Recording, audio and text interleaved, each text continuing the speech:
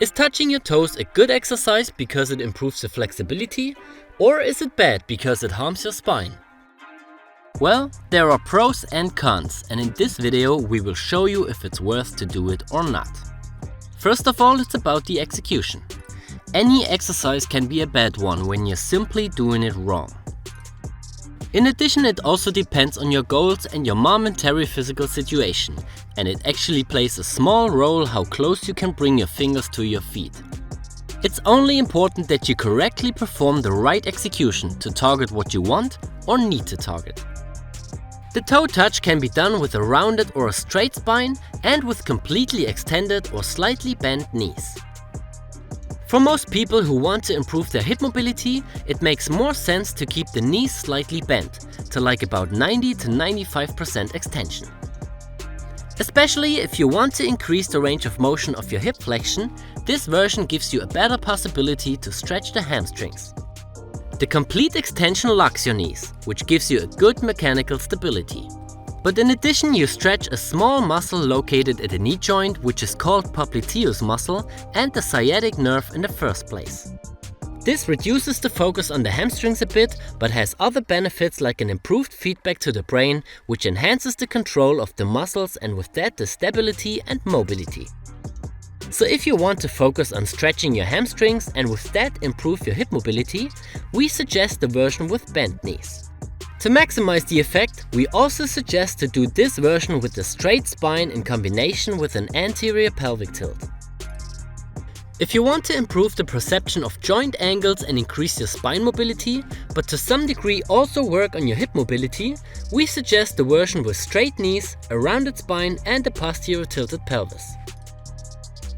Due to the rounded spine and the posterior tilted pelvis, you will be able to reach much further downwards as if you would do it with an anterior tilted pelvis and a straight spine. As already said, it's still possible to slightly bend your knees, even when you do the version with the rounded spine and the posterior tilted pelvis. We suggest this version especially for people who don't have to work on a specific weak point and want to get a good mix between spine mobility, hamstring flexibility and range of motion. If you can't touch your toes no matter which variation you do, the reason could be a poor flexibility in your hamstrings, your spine and also in the complete fascia of your posterior chain. On the constitutional side, rather long legs compared to your torso and arms also make you having a hard time to touch your toes, as well as a bad or missing warm-up does. But most people should be able to do it with a little practice, especially if you do the version with the rounded spine, the slightly bent knees and the posterior tilted pelvis. The last key point is about the spine and the correct movement speed. If you do the exercise with a rounded spine, it's not a good idea to just let yourself fall forward or to go down as quickly as you can. Instead, start with bending your neck by moving your chin to your chest. Aim for bending your spine vertebrae by vertebrae and move your hands along your legs down to the ground until you reach the lowest position possible without feeling any kind of pain. This ensures spinal stabilization and is essential to benefit from this exercise as a mobility and strengthening exercise.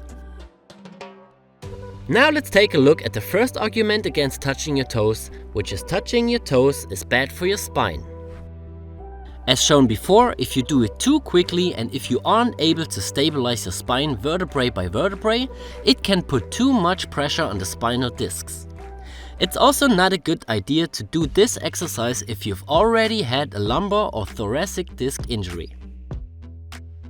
Here it makes more sense to work with lower impact exercises to improve your spine mobility and stability. The cat-cow is a perfect example for that. You should still keep in mind that touching your toes without any kind of additional weight does not put that much pressure on a healthy spine. If you do the Jefferson curl, which is a very common exercise in gymnastics, you need a lot more stability in every segment of your spine to do it safely. But more about that later.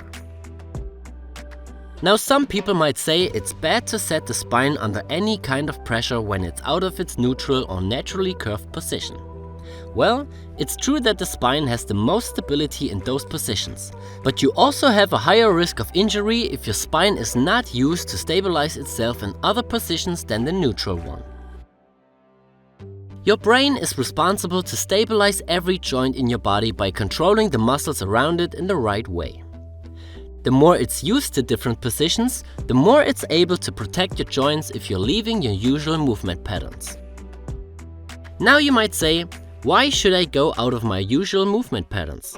Well, this happens all the time in your daily life. A short moment of carelessness is enough and you move your spine out of its neutral position and add load to it. No matter if you lift the groceries out of your car, lift something from the ground, or if you do any kind of sports or activities that involve unpredictable movements. Martial arts and any kind of contact sports are a perfect example for that. If the control over your back muscles is underdeveloped and the vertebrae is too unstable to deal with the pressure, it can happen that the muscles react with spasms. This causes a lot of pain and you will find yourself on the floor unable to move normally. You should also keep in mind that an immobile thoracic spine can lead to dysfunction and pain. For example, if the thoracic spine is immobile, the lumbar spine will pick up the slack and compensate for the lack of movement in the thoracic spine. This can lead to lower back pain and fatigue. On the opposite end of the thoracic spine are the shoulders and the neck. A lack of mobility in the thoracic spine can cause problems in this area. Some researchers also support the theory that thoracic spine movement dysfunction is linked to pathologies and pain in the neck, shoulder, and elbow. Lastly, we take a look at the spinal discs. It's often claimed that spinal flexion can lead to disc problems and injuries. Here we found an interesting study which compared two groups. Half of the specimens were wedged to simulate sitting with the lumbar spine flexed. The other half were wedged to simulate sitting or standing erect. The results showed that flexed discs lost more fluid than the erect discs did, especially from the nucleus pulposus.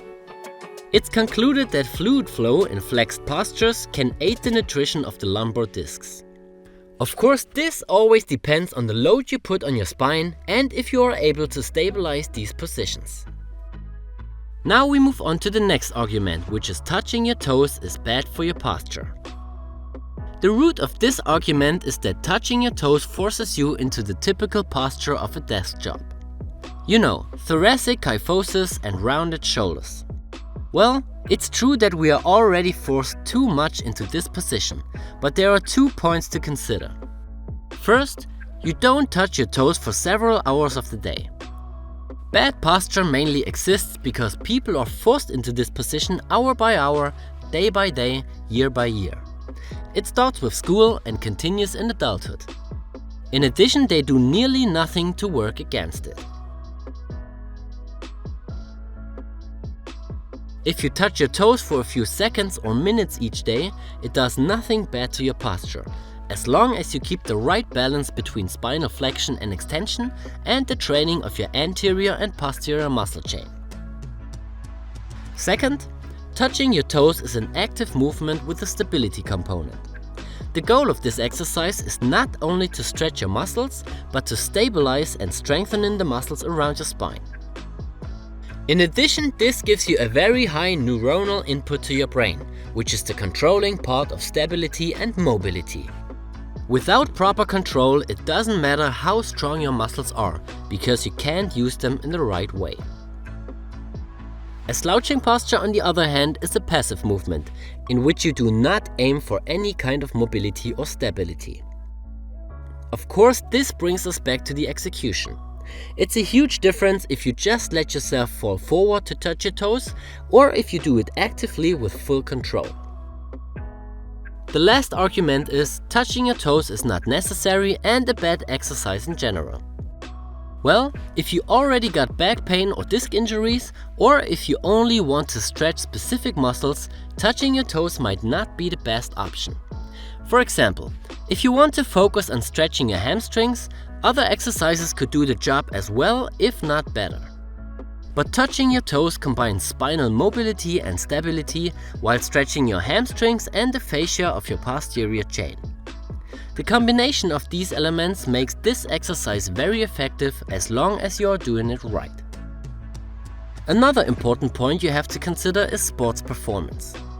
Touching your toes is a very useful exercise to improve compression strength. This is very important, not only in gymnastics or for calisthenics skills, but also in many other sports like martial arts, parkour, yoga, and any kind of artistic sports.